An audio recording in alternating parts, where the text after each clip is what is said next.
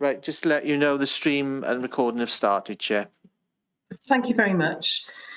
So welcome to tonight's Environment and Regeneration Committee. And prior to the commencement of the business of the committee, as usual, I'll just read some housekeeping rules. Please, can I remind everyone present that this remote meeting is being live streamed, as well as recorded via the internet, and this recording archived for future viewing. Could all participants please mute themselves when not speaking in order to avoid any background noise or feedback when other participants are speaking? And if a participant wishes to speak, can they please use the remote raise hand function? If you raise your hand via the remote function and you're not subsequently invited to speak by myself, please could you turn your camera on to indicate or place a message in the chat function. When invited to address by the chair, please could all participants ensure that their microphone and camera are on to ensure that they can be seen and heard when actively participating. And if this isn't possible for any reason, please bring that to my attention or to the attention of Democratic Services. Please ensure that all debate is raised verbally and not via the chat function for the sake of the recording. The chat function may be used to highlight any technical issues and to get my attention or the attention of an officer.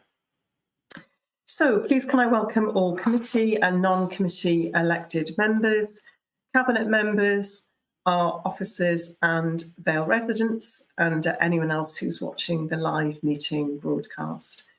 Moving straight into the agenda and beginning with apologies for absence. Do we have any, please? Yes, Chair. We've got one from Councillor Iannucci, the Vice Chair. Thank you. Councillor Hooper? Yeah, Councillor Stefan William. Thank you, Chair. Thank you. I don't see any other hands, so we move on to agenda item 2, minutes of the meeting held on the 11th of March. Just a note of clarification before I move the minutes. Colleagues will recall that amendments were required to the previous special meeting minutes.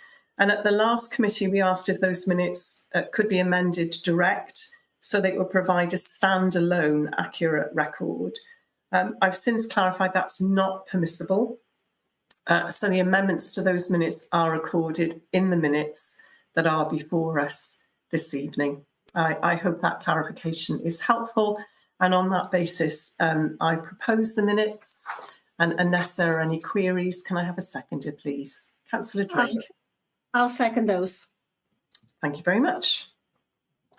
And now moving on to declarations of interest. Are there any, please? No. So, agenda item 4. This is the Q3 Revenue Monitoring Report for 2024-25. It's a reference from Cabinet and it's before us tonight, as usual, for our consideration with any recommendations going back to Cabinet. I believe we're joined by Gemma Jones, the Operational Manager for Accountancy. Welcome, Gemma, who's going to take us through it. So over to you, Gemma. Thank you.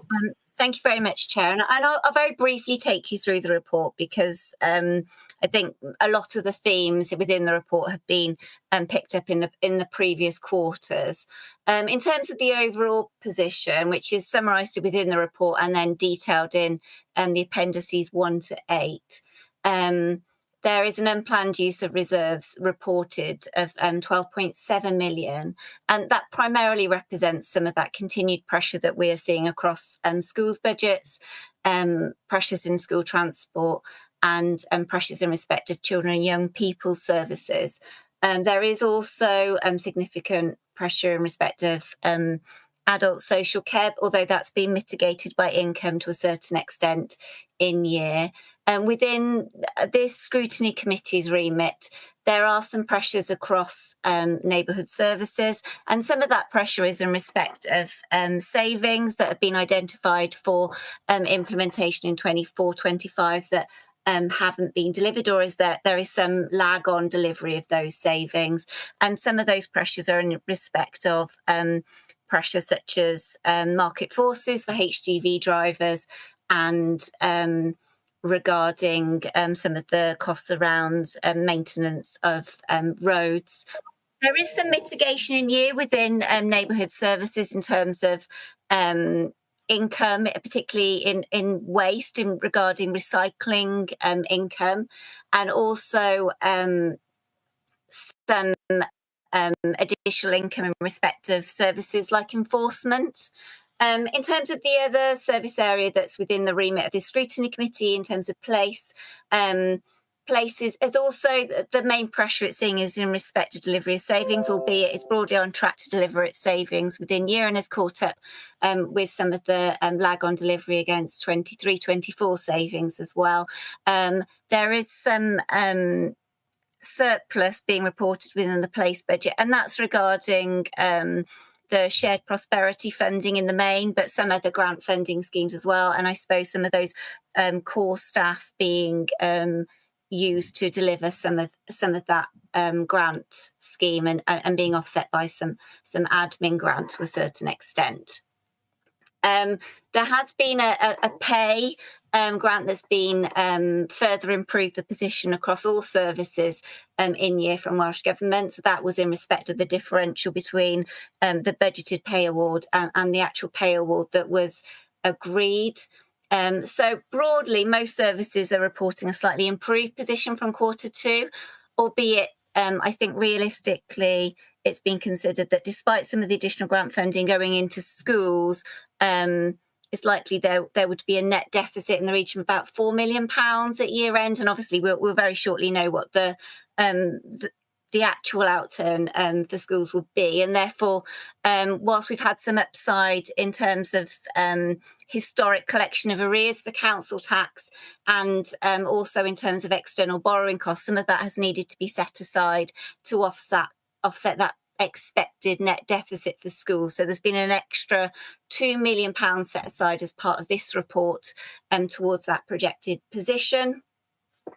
This report also sets out that kind of overall position in terms of savings, and whilst performance against savings certainly could be better, and hopefully will be have a larger proportion of savings achieved in 25-26. We are seeing around 77% of 24-25 savings achieved, and some of that lag in delivery of savings is being mitigated by the drawdown from the budget risk reserve.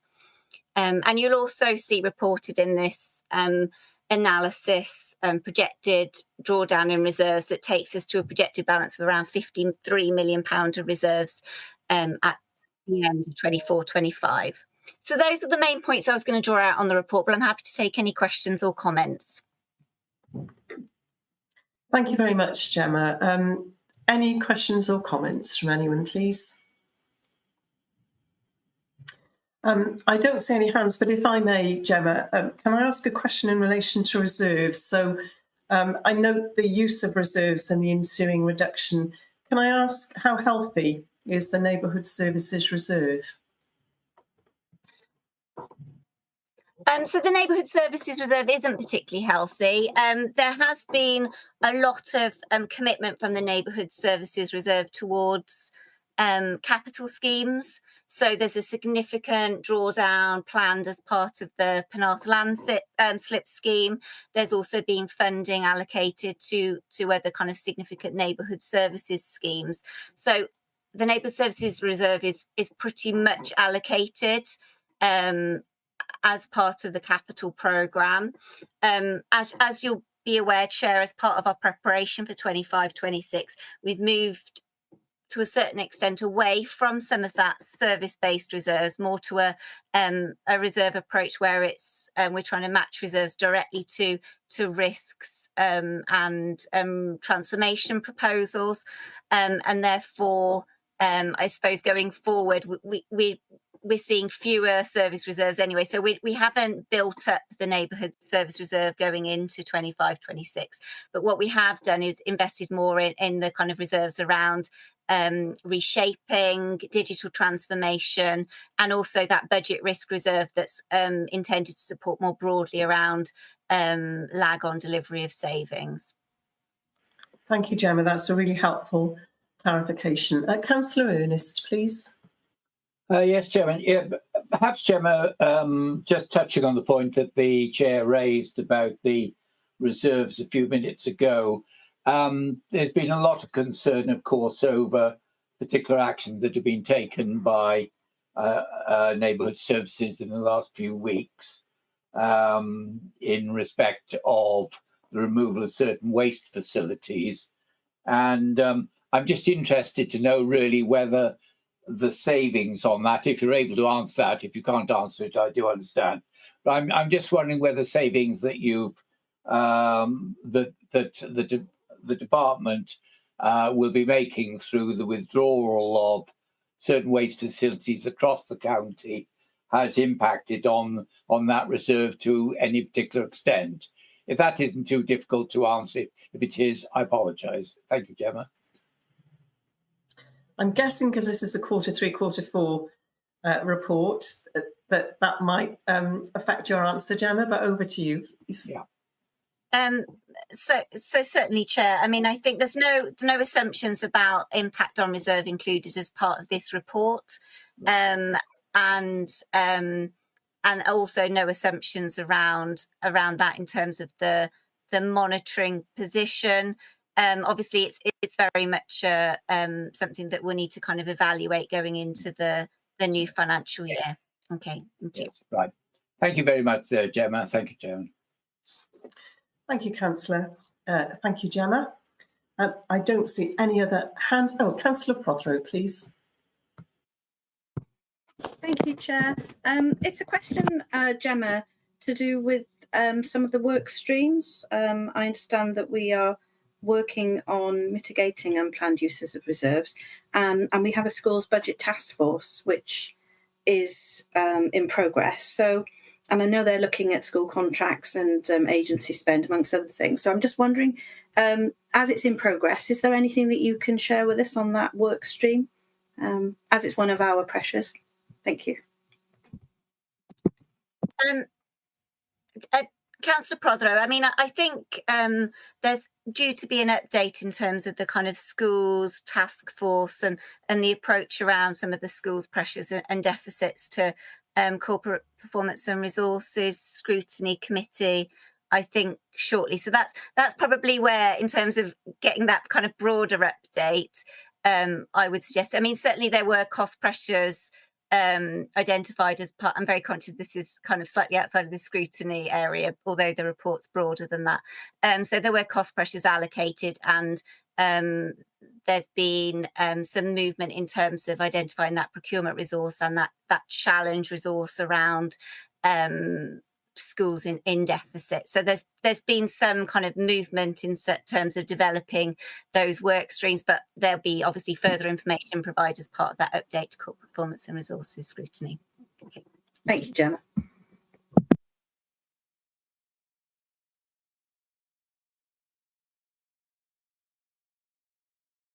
Sorry, Chair, you're muted. So I am. Apologies. Thank you, Councillor. Thank you, Gemma. I don't see anybody else wanting to ask any questions in relation to this. So on that basis, I move that we note the report. And can I have a seconder for that, please? I'll second. Thank you, Councillor Norman. Thank you very much. So we move on to agenda item 5. This is the capital monitoring report for the period 1st of April to the 31st of December 2024. Again, this is a reference from Cabinet, which is before us for our consideration.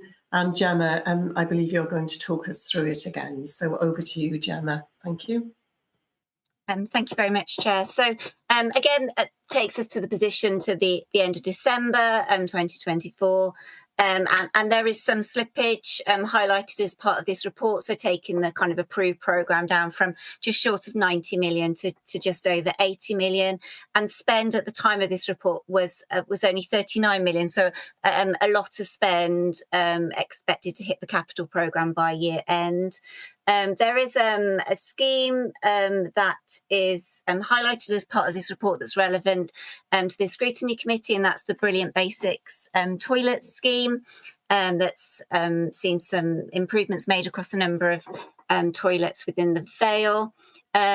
The report requests to make several amendments to the current capital programme that are within the remit of this scrutiny committee. So there are some inclusions of some shared prosperity funded capital schemes as part of this report. There are some changes to some shared prosperity funded schemes. There's also some changes in terms of reduced spend against grant schemes for the A48 and also the 20 mile per hour grant scheme. And then we've got some carry forward of some schemes. So I'm just going to highlight some of the slightly more significant ones. So in terms of the vehicle replacement programme, so there's a carry forward there, and that's largely in respect of some long lead times on delivery of vehicles. So that whilst those vehicles have been ordered, it's been slipped to reflect the likely delivery timeline for those vehicles.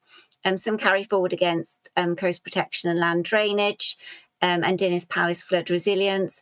We've also got carry forward against retaining wall Windsor Road, but we now have received those technical investigation responses, so we're in a position to move forward with that scheme in 25-26. And carry forward against the Eastern Shelter and Barry Island Promenade refresh, and that's in respect of the ANPR element of the scheme, to allow further consideration about the appropriate scheme to implement for the car park there.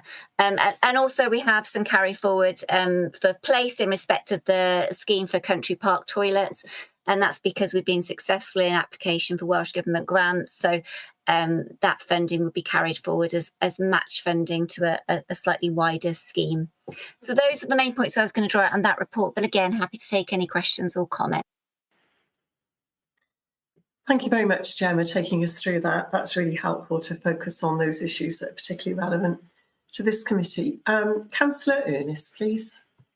Chairman, yes. If we just refer to page 1 of the report, in the slippages that Gemma's talking about, there's a reference to Victorian schools in the plural, replacement of residual cast iron rainwater goods. I'm just wondering how many Victorian schools in the Vale are covered by this scheme in the plural. Sorry, Chair, I'm conscious this is again outside of this scrutiny area. So very briefly, and I'm happy to provide more information via email. It's not purely Victorian schools. It's a slightly broader interpretation of Victorian schools. So I think some of those schools would fall outside the Victorian period if we're being strict about it. I can find out exactly how many schools are being referred to with this part of the scheme. I know we've got broadly 23 schools in that category of school. Which, as I say, aren't strictly Victorian. Well, thank you. I wondered, in fact, whether it referred to Victoria School in Penarth as a single element, but it's quite clear it is Victorian schools. That's marvellous. Thank you very much, Gemma. Thank you, Chairman. Thank you, Councillor. Thank you, Gemma. Any questions or comments from anyone else? Councillor Drake, please. Yes, it's regarding the slippage on page 31, I believe. It's about installation of vehicle charging infrastructure. Is there an issue with this or what? I know on the news today that they actually said that some are being targeted. I hope we haven't had any issues with ours.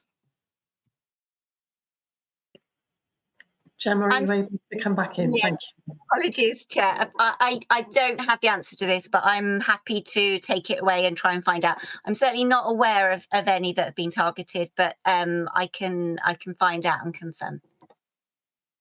It's very worrying to see on the news, particularly in the Birmingham area, so we don't want that happening around here. Thank you. Councillor Prothero, please. Thank you, Chair. Thank you, Gemma. My question is to do with the delay in the review of the 20 mile an hour speed adjustments. In my ward, we have an area on the outskirts of St Bride's Major that was part of the original pilot that went back to 30 miles an hour. And for the residents here, they've written in and they ask all the time, they want it to go back to 20 miles an hour. I know that we are probably at the top of the list, hopefully, for that when it happens. So my question is, why the delay? But thank you. Thank you, Councillor Gemma. I don't know, I know we've got Marcus and Miles, I believe, are on the call with us tonight. So I don't know whether you want to take that question or whether somebody else wants to come in. I was going to try and phone a friend, so I know Colin We've got also is Colin. on the call. So, yeah. Thank you. Colin, if you're able to respond to that, that's really helpful. Thank you. We've got Colin and Miles. Yeah, I'm happy to defer to my colleague. No, we've got 83 streets that we are reviewing currently, so we are hoping to get the report on this into committee by the recess. But it's just nothing sinister to it. It's just a workload essentially. So we've got all the information. We're gathering the data together. We're assessing each of the requests, and so committee should hopefully see that report fairly soon. And we've been granted money for next year in order to make any changes necessary. So it's just purely us going through the data and the current workload, Chair, but you should see that report shortly. Thank you, Miles. That's really helpful. Councillor Ernest, you wanted to come back? Yeah, well, if, Chairman, whilst Miles is on, he could possibly just answer this for me. I think, Miles, ward members have not been consulted on this matter. We're well aware of it, and of course the press and discussion on it. But actually, there's been no email or notice sent out to ward members asking us for our observations. It may well be that individual members have written in with their own particular pet projects, if I can put it that way. But as a whole, I don't think you've actually come back to us as ward members across the Vale asking us for our comments prior to that report being put to Cabinet. And I think with respect, that's something that should be done. Maybe you're able to help me on that. Thank you. Thank you, Councillor. Miles, are you able to respond? Thank you. Yes, Chair. Well, it's because we haven't decided what we should recommend in respect of the streets where people have made comments, Chairs, nothing more or less than that. So we will go through the process of Cabinet and scrutiny as we often do, and there'll be a traffic regulation order process. So if we need to change something from 20 to 30 or from 30 to 20, there's a proper process of consultation. So just to reassure members, they will be involved in those areas in their wards where they've got an interest, but it's because we haven't determined what we suggest would be the outcomes from what we've received as yet. But yes, local members will be involved in that process, Chair. Right. Thank you very much, Chairman. Grateful for that assurance. Thank you, Councillor. And Miles, presumably local members are able to engage in that process if they're aware of issues within their ward. They can proactively get involved in that information now. Yes, Chair. Some commented within the time frame we had. So not everybody, but as Councillor Potter has said, there's some well-known areas of streets in people's wards that were raised with us shortly after implementation, either where members thought they should be 20 or where they thought they shouldn't be. So we had those anyway. So it's additions to those that we perhaps didn't have at the time. And the public have been quite constructive, I must say, in their comments. So, as I say, it's an interesting point, I know, for this committee and for Cabinet. So you'll get to see all the data, you'll get to see our rationale behind anything that we suggest as a change, and everyone will be able to comment on that, and everyone will have a fair opportunity to do so. Thank you, Miles. We look forward to receiving that information. Any questions or comments from anyone else in relation to that agenda item? No, I don't see any hands. In that case, I move that we note the report, and can I have a seconder for that, please? I'll second that. Second, Chair. Thank you. I think Councillor Drake got in just before you this time, Councillor Norman, but thank you very much. So thank you, Councillor Drake, for seconding that report. Gemma, thank you very much for presenting both of those reports. As ever, you're very welcome to stay for our final agenda item, but equally do feel free to leave and enjoy your evening. Thank you. And then we move on to agenda item 6. This is the Environment and Housing and Place Directorate plans for 25-26. This is before us for our consideration, with any comments and recommendations being referred to the Corporate Performance and Resources Scrutiny, who will form a composite reference back to Cabinet. As we've seen, we're joined by Miles Punter, who's the Director of Environment and Housing, and also welcome Marcus Goldsworthy, Director of Place. And I'm guessing that you're taking us through this, Marcus. Thank you, Chair. Yes, I'm going to take us through both the plans in one item. So if I run through what we've got, and then obviously we'll take some questions afterwards, and Miles and Colin are here as well to take any questions that might relate to their plan too. So if I just advise that the purpose of this report is to seek members' endorsement of the Place and Environment and Housing Directorate plans for 25-26, which details the planned in-year priority activities, performance measures, and associated performance targets for the two directorates in line with the corporate plan now known as Vale 2030. So for members, just information, the business planning cycle this year has coincided with the development of the new corporate plan for the Vale, which is now known as Vale 2030, and this was approved by Council on the 10th of March 2025. There are 5 directorate plans and key elements of the new arrangements, which include key elements of the new arrangements. These plans replace the previous arrangements for 15 annual service plans, and a new annual statement will also be developed for the Council, which will be informed by the Council's annual self-assessment findings and directorate plan. The directorate plans detail the directorate level contributions to the wellbeing objectives and associated commitments in Vale 2030. The directorate plans are cross-cutting, but the two with the most relevance to this committee are the Environment and Housing Directorate Plan and the Place Directorate Plan, both of which are appended to the report starting at page 11, and the Directorate Plan for Place starts at page 36.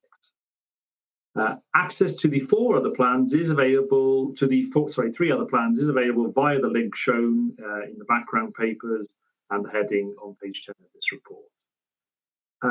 The directorate plans will be a key means by which performance for Vale 2030 is monitored and measured, and progressing the activities and associated performance targets detailed in the directorate plans will enable us to meet our wellbeing objectives and contribute to national wellbeing goals. The draft directorate plans have been subject to moderation by the Council's strategic leadership team to ensure there is a good coverage of activities at the right level that will contribute towards the achievement of our Vale 2030 commitments and outcomes. Additionally, it has ensured there are a relevant suite of performance measures covering service outcomes and user and citizen perspectives in place to enable us to demonstrate progress throughout the year. Relevant Cabinet members have also had oversight of the directorate plans prior to presenting to the Scrutiny Committee. The directorate plans comprise 5 sections: who we are and what we do, which provides a brief overview of the directorate and its broad functions. 2, the purpose of the directorate plan, which sets out how the directorate plan will contribute towards delivery of the Council's priorities as aligns to the corporate plan, and provides a plan on-page summary of its contributions to the wellbeing objectives and outcomes. 3, managing our resources to deliver our priorities, provides an overview of the Directorate's budget, including reshaping efficiency and income targets, and outlines the key areas of focus being taken forward by the Directorate. What we will do, number 4 is what we will do in 25-26 and details key Directorate actions for 25-26 reflective of the corporate plan. And finally, 5 is how we will measure success and outlines the Directorate's key performance indicators, prioritised targets for the coming year as aligned to Directorate priorities and the Council's wellbeing objectives. It includes a mix of service and user perspective measures and service outcome measures that will enable the Directorate to demonstrate progress over the year towards its identified priorities identified in Vale 2030. The proposed actions detailed within the Directorate plans will support the achievement of several of the commitments and outcomes aligned to our 5 wellbeing objectives in Vale 2030, which itself contains over 50 separate actions. If I start with the Environment and Housing Directorate plan, this includes 21 actions, most of which will be relevant to this committee, and they start on page 18 of the plan. Examples include at page 21, action CP14 from the corporate plan, increase opportunities for active travel and promote the need for quality and timely public transport. This action, it will be to update the active travel plan maps and increase active travel opportunities. So against that action, that will be one of the key opportunities. At page 22, CP16 is to take a leading role in the delivery of the Towards Zero Waste National Waste Strategy and work to keep more of our waste, our local waste, and limit what goes into the system by reducing, reusing, and recycling more. And the action here will relate to increased domestic recycling levels, increasing domestic recycling levels, and a reduction in the amount of waste going to incineration. And then finally, page 24 at CP19, protect our communities' land and buildings from the impacts of flooding and coastal erosion, where we aim to complete the local flood risk management plan and undertake any actions identified for 25 and 26. In the Place Directorate plan, there are 20 actions, and these can be found on page 16 of that plan. Examples relevant to this scrutiny committee include CP1, implementing placemaking across the four main towns of the Vale, and apply the principles of placemaking across all our activities, ensuring strong emphasis on local need and community voice. And this action relates to the adoption of the four plans for the towns of the Vale of Glamorgan and encouraging placemaking to be embedded in delivery. On page 18, we have, for example, policy CP4, delivering a replacement local development plan, which balances the need for sustainable growth and nature and climate emergencies and social and cultural needs of the Vale of Glamorgan. This action, of course, will be to progress the deposit stage of the replacement local development plan, which will include sustainable growth allocations, incorporate net zero policies for all new buildings.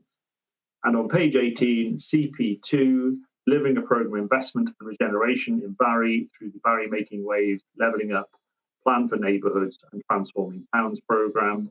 The action here will be related to the delivery of those programmes identified above, and including the Plan for Neighbourhoods and also the Welsh Government's Transforming Towns programme. All the proposed measures and targets within the plan have been informed by an assessment of performance trend data and performance against previous targets and external benchmarking data where this is available. This is balanced against how much of a priority the indicator is to the council and whether there is a capacity to improve performance. Performance targets have been set for existing performance indicators that are continuing into 25-26 where appropriate to do so, and newer performance indicators will be establishing baseline performance in 25-26. And I'll just highlight a few measures in both of the plans, starting with the Environment and Housing Plan for members' attention, page 30, CPM 262, Corporate Plan Measure, percentage of residents who use the following public or active travel options, including public transport, walking routes, cycling routes, and community transport. But generally, we have good performance in this area, but we're still aiming for slight improvement. Page 31, CPM 307, Corporate Plan Measure. This is the percentage of municipal waste collected by local authorities and prepared for reuse or recycling, including source segregated bio-waste. Here we're looking to maintain our excellent performance at 71%. Page 33, CPM 200, number of trees planted per year. And here we're looking to improve on our yearly figure of 2393 to 2,500.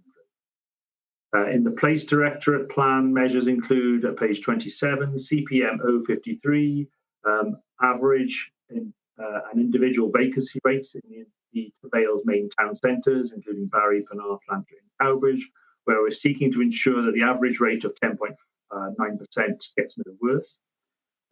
Page 29, where there is a new performance indicator which seeks a 2% increase in the number of staying visitors against the 2023 figures, which are the last available to us.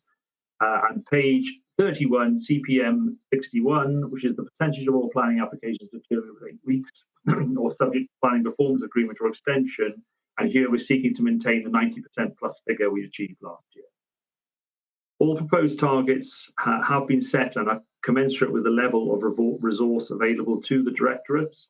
And to conclude, Chair, and just to reiterate the purpose of this report, which is for scrutiny and committee members to review and endorse the directorate plan and associated measures and performance targets for 25-26 contained within the plans, and refer their endorsement and any views on the corporate performance and resources.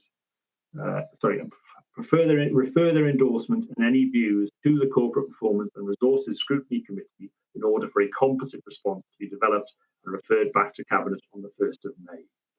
And just to add, you will note that each of the directors has identified a plan which can be viewed, which I've already referred to in the plan. So thank you, Chair. That's the run through.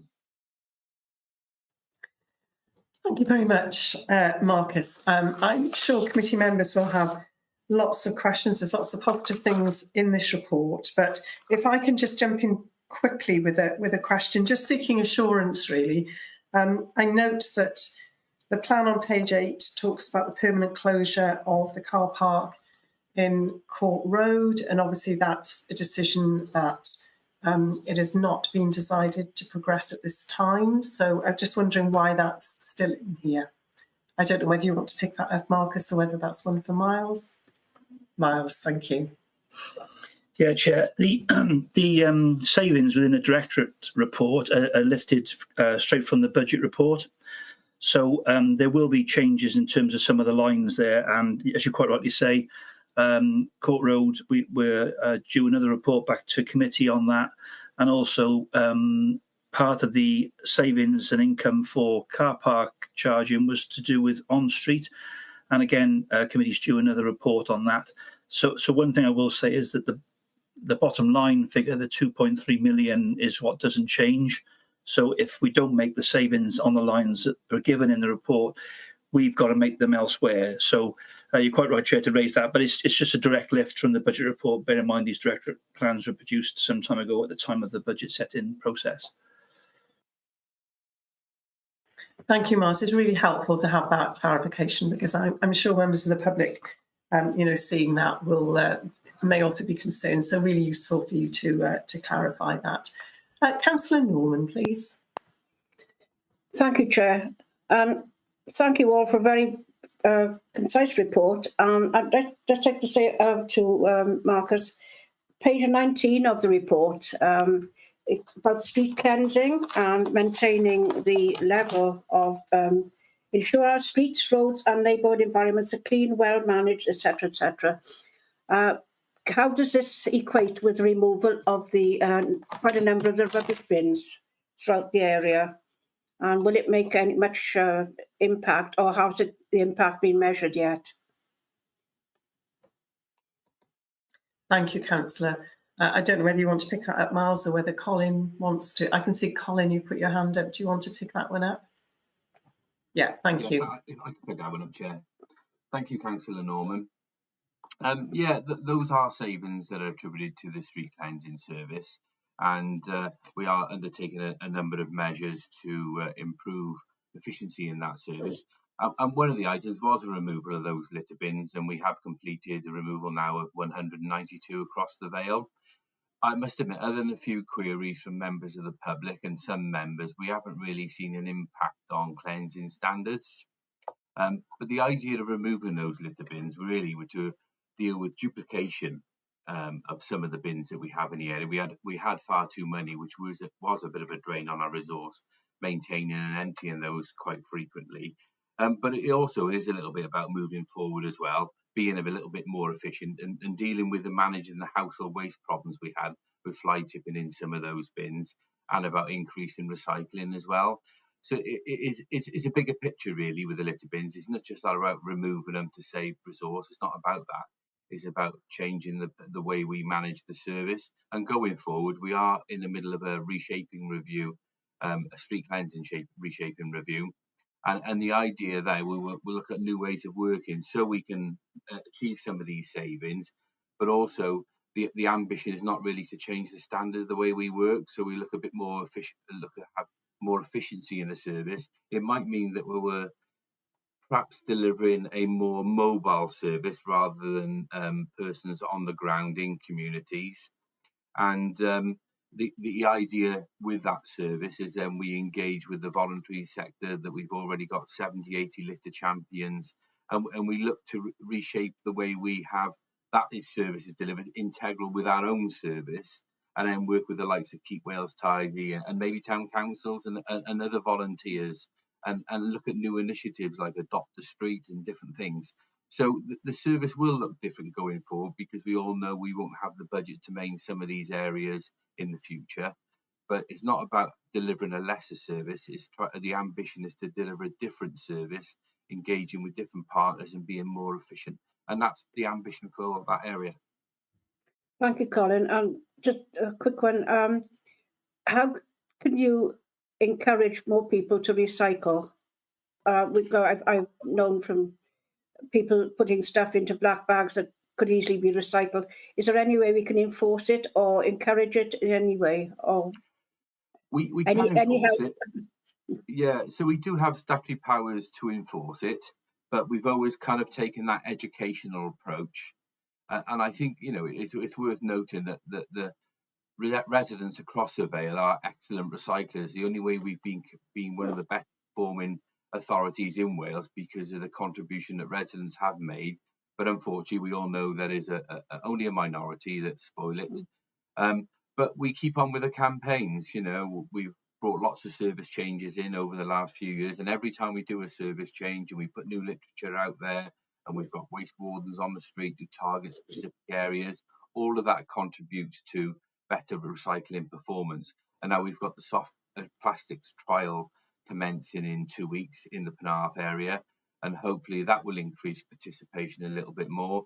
And we perhaps could bring in other initiatives in the future, like textile recycling at the curbside. And then no doubt one day we'll have to have a look at nappy and other type of waste that we've got in the black bag stream. So there's lots of possibilities for the future that we can increase participation. And every time we do literature reviews and do service changes, it prompts more participation. And we will get to a point, no doubt, that we will have to target the very hard to reach areas and the ones who are a little bit more stubborn, and that might mean that we serve a notice at some time and at that point we kind of force the recycling element. Thank you, Colin. Thank you, Councillor Norman. Thank you, Councillor. Colin, just while we're on bins and talking about recycling, I know that in terms of the removal of bins, there are some areas where they're going to be replaced by recycling bins. Are there any areas where that's planned, but the bins have been removed and the recycling bins have not yet arrived?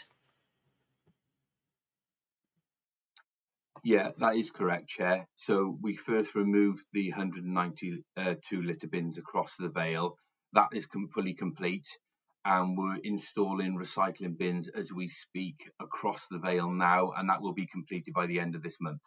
And then what we'll do, we'll take stock. I know there are some outstanding queries, a few queries from members and members of the public. Not too many, I've got to be honest, but there are a few. And we did promise that we would take stock, do a review, and have a look back on how successful that's been. And that's what we'll do immediately next month onwards then. And we'll see how that's gone generally. Excellent, thank you very much.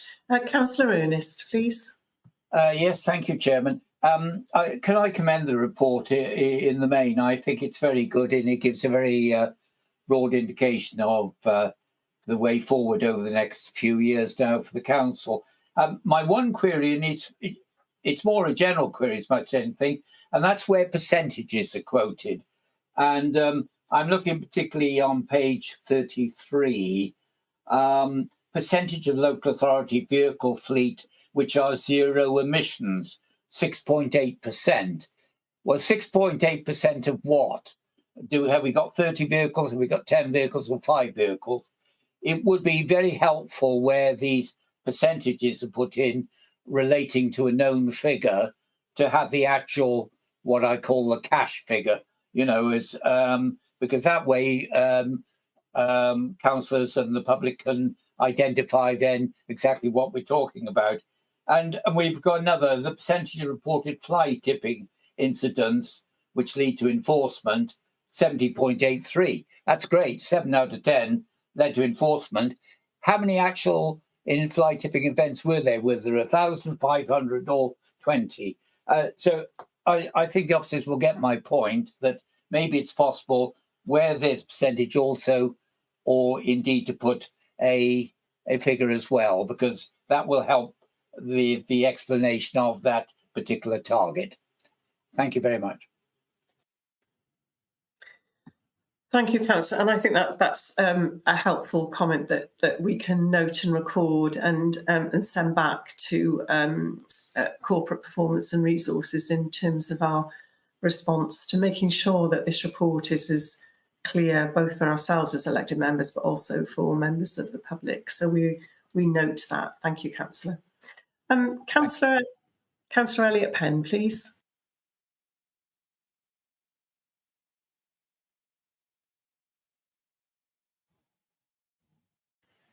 Thank you, Chair. Can you hear me okay? Brilliant. Just a point for what Colin's just touched on, actually, the further reduction by 25% of bins. Can we, I think you just touched on this, can we have an evaluation of where we are before any more are reduced? Can I also thank you for how rapidly you respond to my emails? It's brilliant, actually. Big thank you. Suggestions about relocation of bins as well, if they need jigging as well, always very open to suggestions. And then in the report, CP18, so work with regulators to minimise pollution and air, water, and support stronger enforcement and remedial actions. I think as a council, our language needs to be stronger towards Dŵr Cymru and our language and conversations with NRW on incidences of pollution. I know it's difficult to get them to listen, possibly sometimes, but I think we should use stronger language with those two bodies about river quality, water quality, and instances of pollution. That's all. Thank you. Thank you, Councillor. Miles, I know that we have a commitment within this committee's forward work plan to meet again with Dŵr Cymru and Welsh Water. Can you remind us when we're looking to have that engagement? Yes, Chair. So we're looking at the end of the bathing season. So we've got a slight improvement as reported to this committee, I think, at the start of the season. So we've got Watchtower Bay, which has come out of the pour into the satisfactory. Still not where we'd like to see it, but we intend to keep the pressure, if that's the right word, on both DCW and the regulator, because this standard of water quality is really important to our residents and visitors. So I understand that the point being made there. We have a good working relationship with them, and we do test them. And I think this committee hopefully will see that they come in at senior level to this committee as well, and we intend to keep that going until we can get to the standards that you expect to be bathing water quality on the Vale. And I would accept nothing better, nothing less than excellent, personally. So I personally will keep bringing them so that you can challenge them at this committee until we get to that level. They've just announced that there's some road shows they're doing as well around the Vale. I don't know whether members have seen that, where you can have an input into their asset management plan. And I'm looking to arrange a meeting. We did have a meeting arranged. It had to be cancelled, unfortunately, with Steve Wilson from Dŵr Cymru, who this committee has met, with Councillor Mark Wilson to talk through the asset management plan and what they intend to spend in the Vale. So we can then use that information when we come back and talk to this committee at the end of the bathing season, Chair. So we are keeping the pressure on as best we can, obviously, but trying to keep everything professional as we obviously would. But I'm sure that both the regulator and Dŵr Cymru are very aware of this committee's wish and the council's wish to improve water quality. And if they're not, we will keep bringing them to the committee until they are. Brilliant. Thank you, Miles. Thank you, Chair.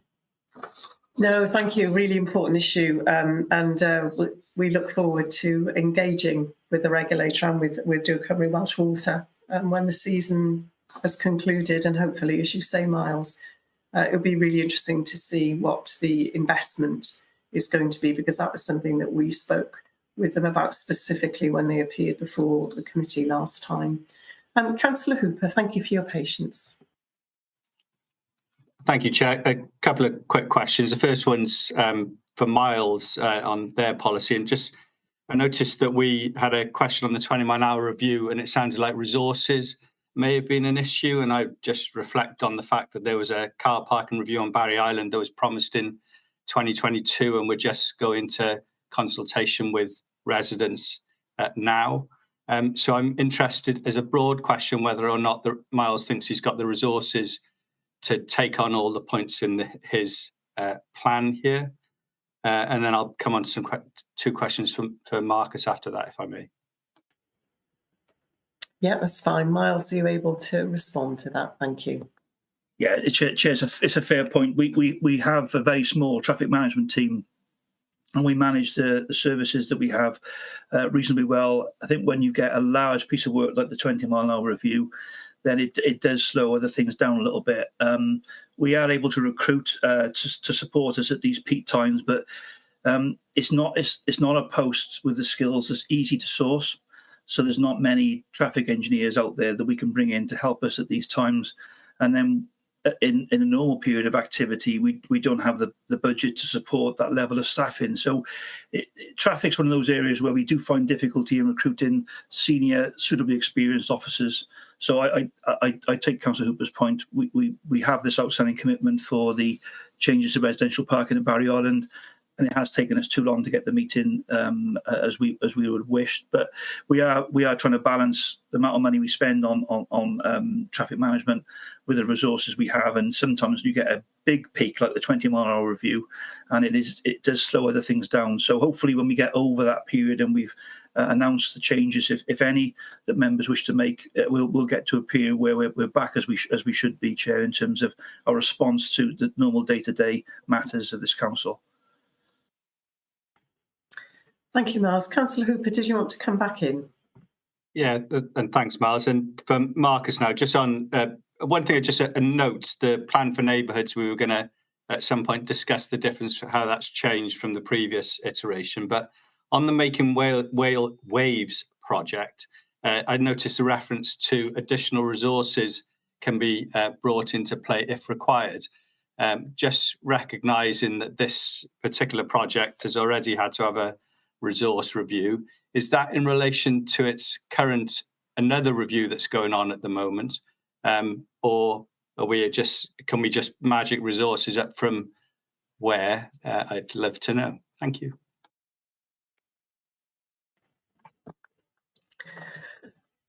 That's an interesting to praise, magic resources. I'm sure you wish you could do that, Marcus, but over to you. I'll leave you to respond to that. Thank you, Chair. Yeah, so I think what the councillor is referring to is in relation to the comments where it says additional resources and then says any additional resources required to be drawn from various funding packages.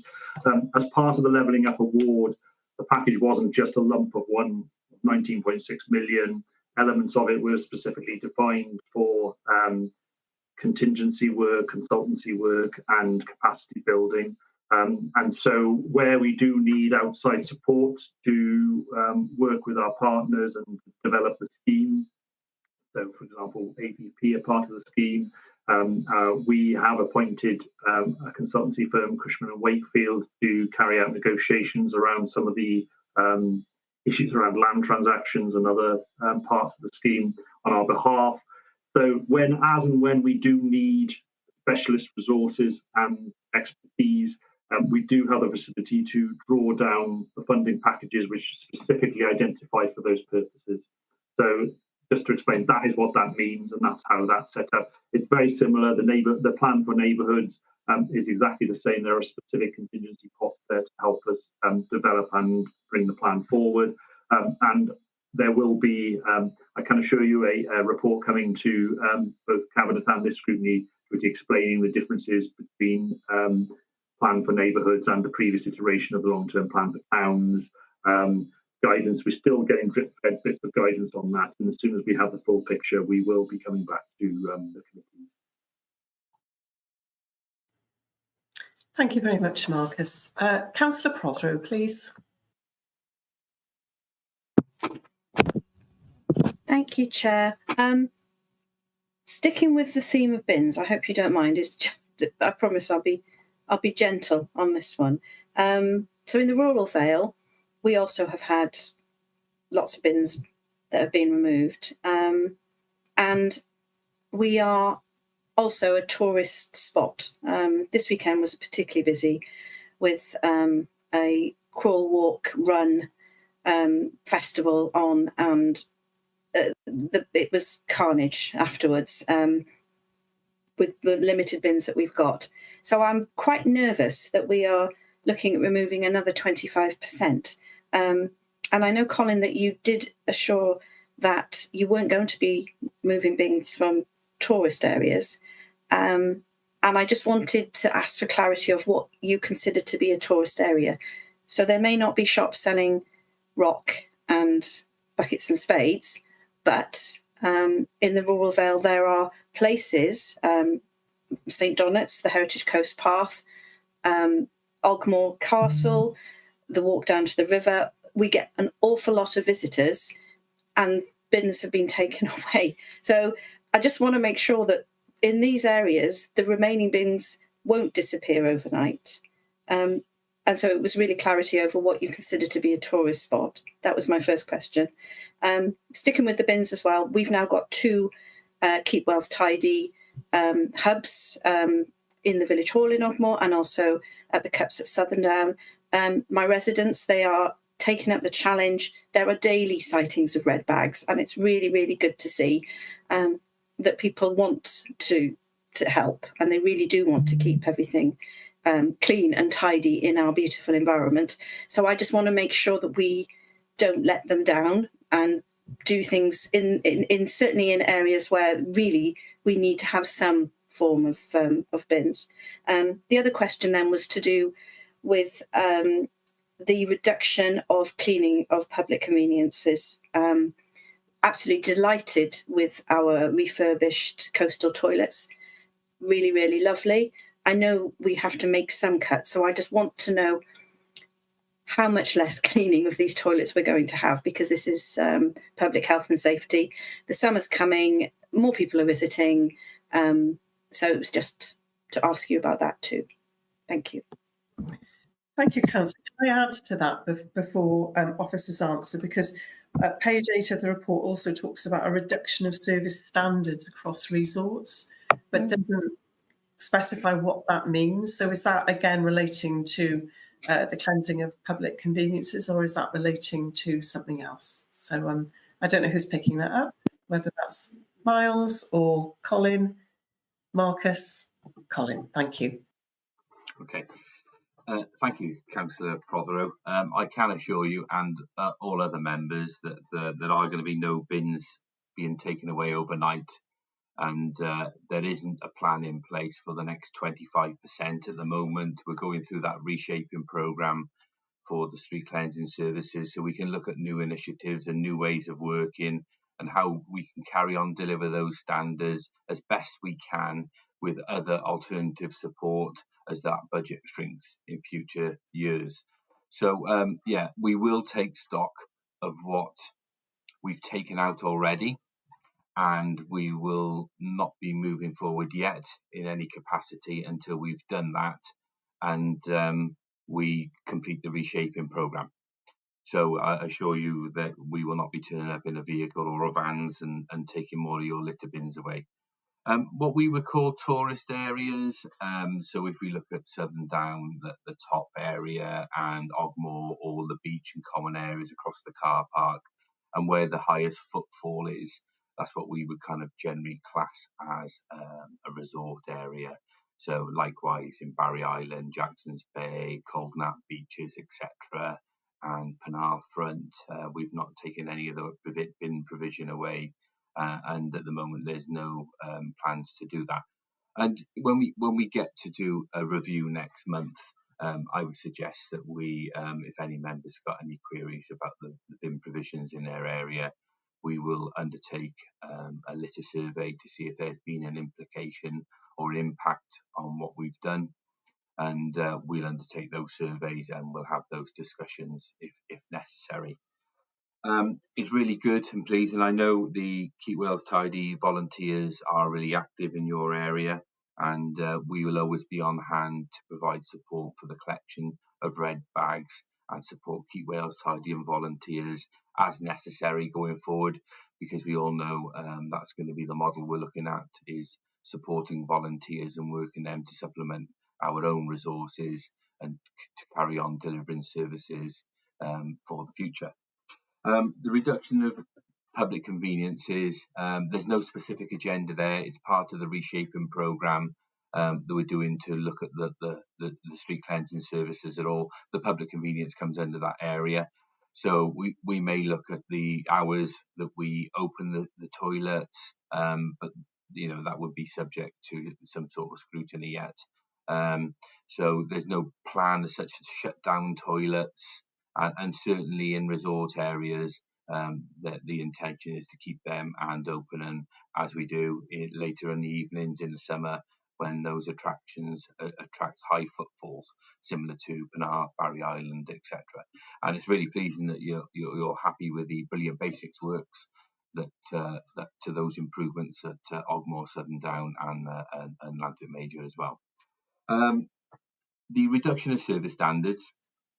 That might mean that there are some streets and areas across the Vale that we have town sweepers who are left in those areas, and they kind of look after that community.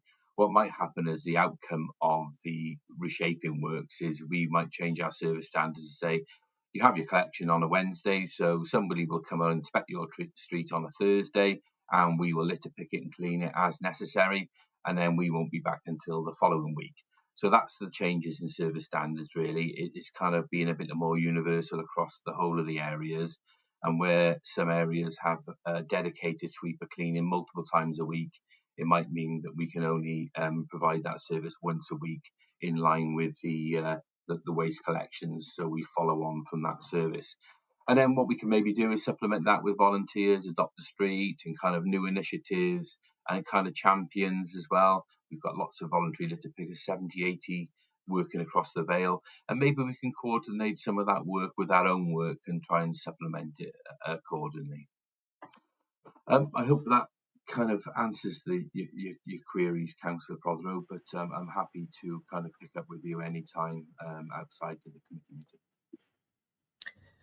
Thank you, Colin. Can I ask a follow-on question to that? Because I was in Cosmeston, actually, I think it was Friday, and it was really shocking to see the black bags and rubbish that was tied up all around the recycling bins there.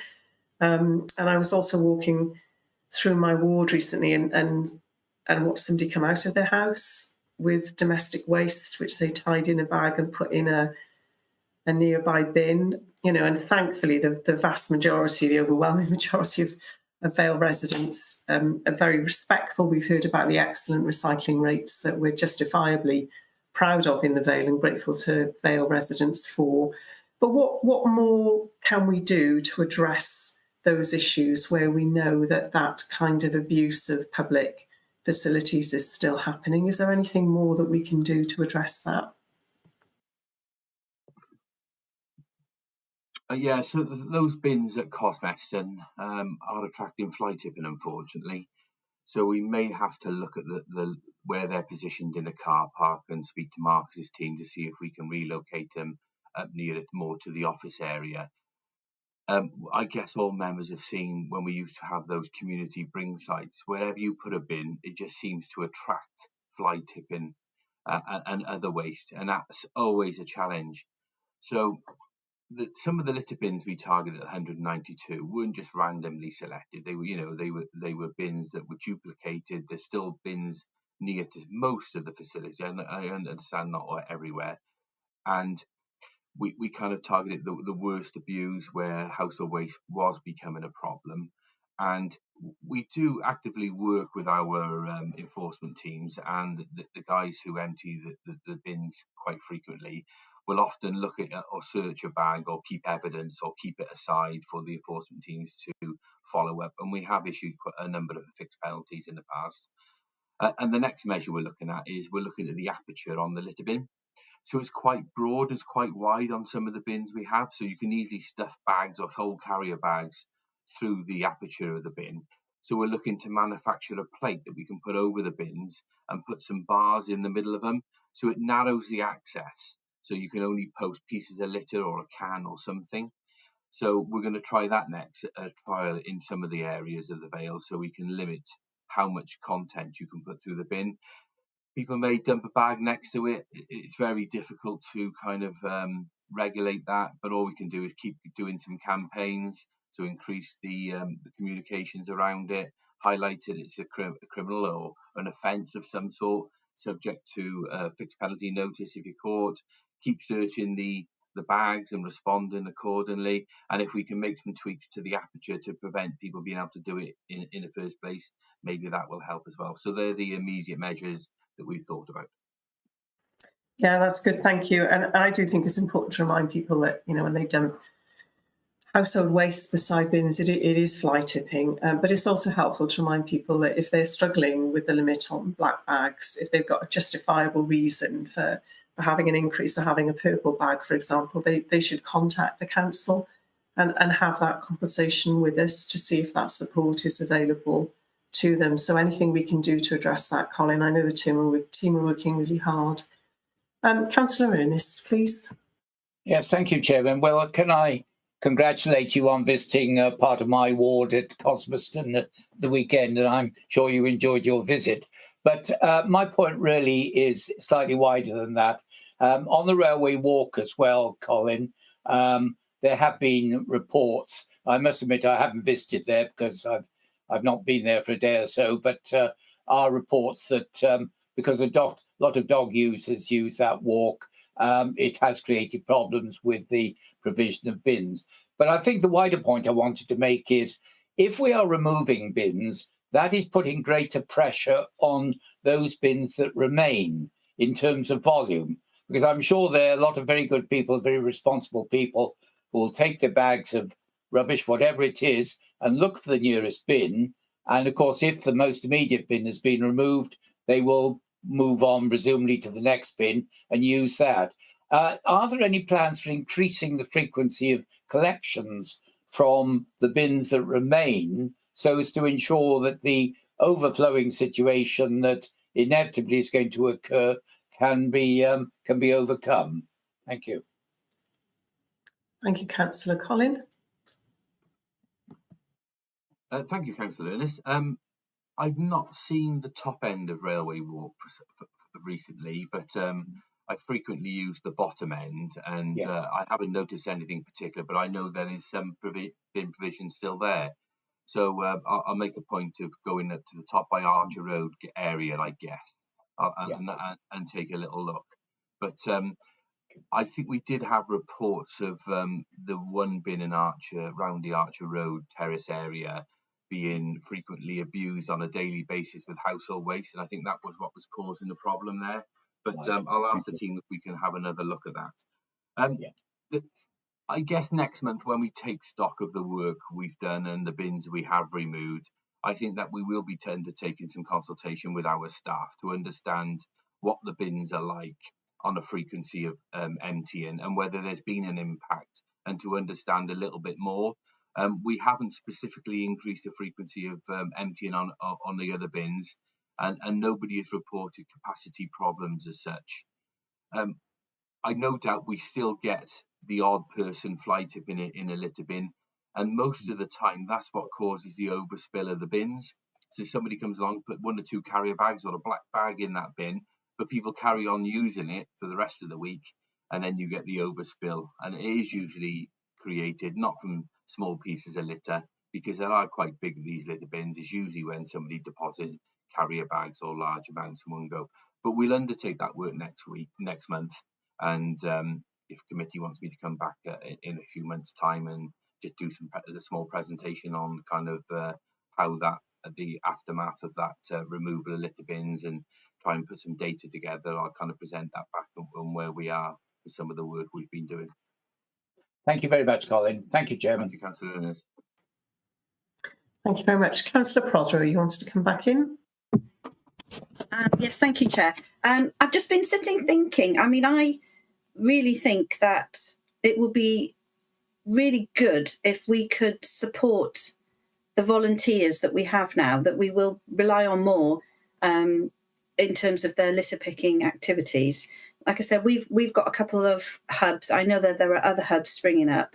I'm wondering if with our website, maybe we could look at having some kind of I don't know, an easy way for them to actually, when we've finished our litter collection for the day and there are red bags ready, I mean, they'll come, and if I see them, I'll ring it in. But I'm wondering, is there a way that we can make it easier for these people who are doing such wonderful stuff to be able to just, you know, an app or something, so that they can say, right, you know, and you'll know then that there are going to be red bags somewhere in the authority ready for you to go and collect them, just to make it easier for people then after they've done their good deed.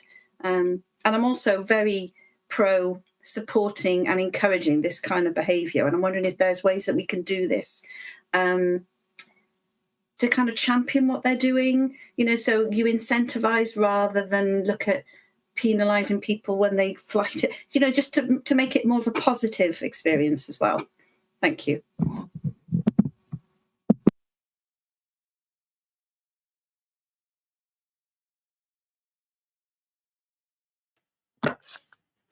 Thank you, Councillor. And I think you make a really good point, and one that I'm sure I hope committee will be happy to support in terms of feedback from committee to CPR. Colin, did you want to respond to that? And then I'll bring Councillor Champion in. Yes, if I may, briefly, Chair, because it's a really good point that Councillor Prothero has raised, and that's exactly the type of reshaping work we're doing at the moment. So we see the future of not replacing the old-fashioned structure that we have in cleansing, having forepersons and supervisors and working the way we used to be. The intention is to have engagement officers in that area, improve the website, have lots of information, but having to be able to download a toolkit, how you get your litter picker in your bags, when your collection is for volunteers in your area, having really good contact with those volunteers, because we will be relying on them tremendously in the near future, and then having certain open days, bringing people in who are volunteers, thanking them for their ensure they're rewarded in terms of their commitment and what they do and what they add to our service area. And then on the website, then we hope to be a lot more transparent, so you can go onto your web page and you can find out what day your waste is collected, what day your street cleansing day is, who your litter champion is in your area, whether you could get involved in adopting your street, where can you find the information to get involved, and who your engagement officer is. And that's the kind of way we intend to go forward for this service. We have to look at new initiatives and engage with people, otherwise we'll never be able to keep the service going the way the budget is, the trend is going over the next few years. But that's exactly the type of work we're looking at and reshaping at the moment. Thanks, Colin. Councillor Champion, please. Thank you for your patience. No, that's all right. I'm sorry to continue with the discussion on bins, but thinking about the black bags and the very good people that go around picking up rubbish, what happens to the black bag? Does it go and get burned? Because the red bag, what's in that red bag is probably quite a lot of recycling. So I don't know, would it complicate matters to have a recycling bag and a rubbish bag for those people? Also, we've had a recycling bin put in the public domain in Cowbridge, and I've sort of looked inside of it, and the public aren't very good at putting the right thing in the right place. I don't know whether we need to have some labelling above the bin, or I don't know how you can amend people's behaviour. There's a hole and they just put rubbish in it. I did notice in Bucks about 3 years ago, I took a photograph of a recycling bin because I was wanting to have them in the Vale. And going back there recently, they've actually removed them and put an ordinary bin back. But that's what comment I have.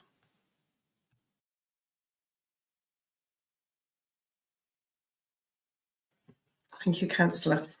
Colin, I don't know if you're able to respond to those suggestions. Busy night, Colin. I feel like we could sit here all night and talk about bins. Yeah, we could, couldn't we? Yes. Thank you, Councillor Champion, for your comments. And just to let you know that all our black bags we collect, including those that are kind of fly tip round bins, etc., are collected and co-mixed with our general waste that goes to our waste recovery site in Cardiff. And you're right, it is a burning process, and it's used to as a fuel to create renewable energy. There is a 20% recycling factor that comes back out of that as well. So it's the technology that was chosen many years ago as a solution to avoiding landfill. But something we have been trialing now since last summer is we are collecting up the street cleansing bags and keeping them separate wherever possible, including our own, and we're taking them back to our new recycling facility in Barry. And then we're taking them to a third party and we're stripping out all the recycling that's contained within those cleansing bags, because you are absolutely quite right. There is a lot of recycling in them, because you think of street litter, you think of aluminium Coke cans, and you think of plastic bottles, etc. So it does contain a lot of recycling. And we've just concluded a financial year that is really, really important to us. We've got the highest statutory recycling rate that we have to achieve, 70%. Across Wales, and it's going to be challenging for all authorities. So it was important that we implemented measures to capture as much recycling as possible. And we've implemented those measures by diverting street cleansing waste wherever possible. So we've proved now that we've got around about a 72% recycling rate contained within those street cleansing bags.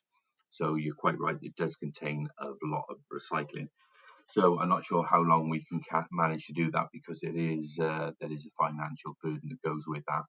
So we're in that transition process now where we know there's 72% recycling within those litter bags. How can we deal with that at source? How can we remove that material and take it for recycling before we take the remainder for waste? So these new recycling bins, hopefully we'll be able to get funding to increase them more and more. They do include a general waste bin within them. So we will hopefully be able to tackle and collect it at source. But our biggest problem, as you rightly highlight, is contamination. And it's very difficult to control. And some of those street recycling bins, we are having to take some of that recycling and class it as commingled waste. That contains an element of contamination, because it's not quite as good a quality as collecting it completely separate like our curbside collection, because once you start mixing other things together, it becomes a little bit contaminated. So that's the challenge for us going forward, is how do we take out that street litter recycling element and then deal with it as source. So that's part of our work that will be ongoing for a number of years now. I do remember us having conversation about the recycling bins down in Cowbridge and how challenging it was. But I think we've earmarked the recycling bin in your area, in your ward, for the new style bins in that area. So I'll pick up that with you separately. Thank you, Colin. As ever, really helpful information. I don't see any other hands up, but if committee will indulge me, I do just have one more question that I wanted to raise, which I think is probably for Marcus, and that's in relation to the long-term plan for towns, which is referenced within the report. Is there any more information, Marcus, in terms of the timescales for developing the town board and anticipated delivery?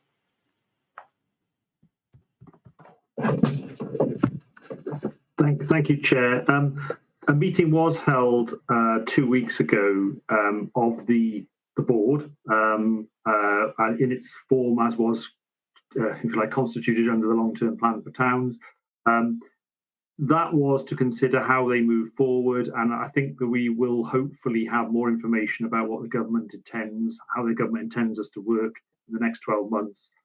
It's still the case that the main tranche of funding will start to appear in 26/7, not 25/6. So there will be some funding for this current financial year. It seems strange saying that, doesn't it? But for this current financial year in 25/6.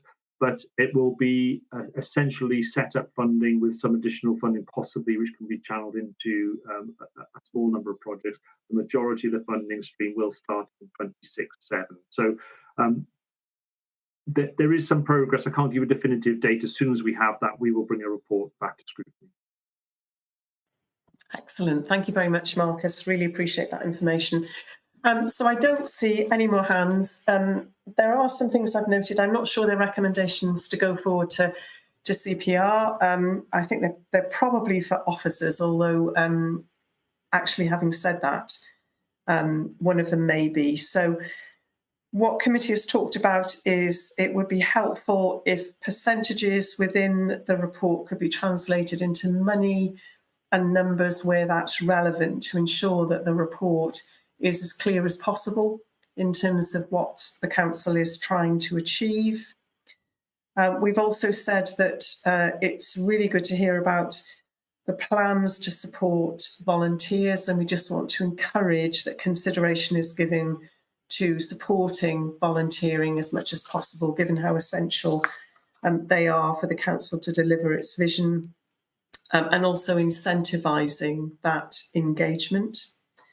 And I think the final issue that I've pulled out of our discussion tonight is that we very much note the challenges with resources and the potential that that has to impact the plan.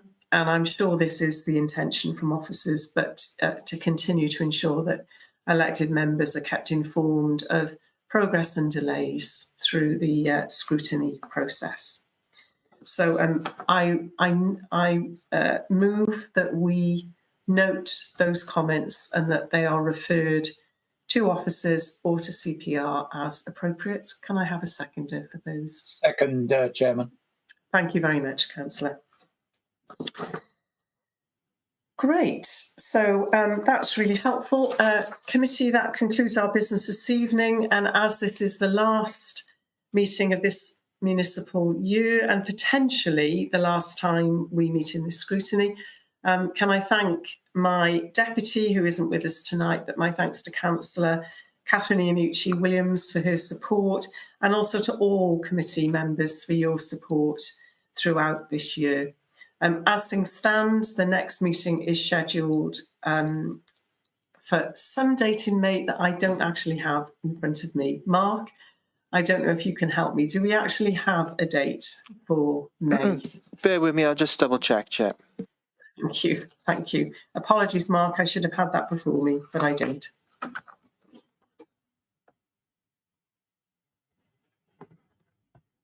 As it stands, Chair, it's currently the 20th of May. Okay. Thank you very much, Mark. I'm grateful that you're on top of that when I wasn't. So many thanks, everybody. Thank you, officers. Thank you, committee members. Enjoy the rest of your evening and good night. Thank you. Good night. Good night. Good night. Thanks, Chair.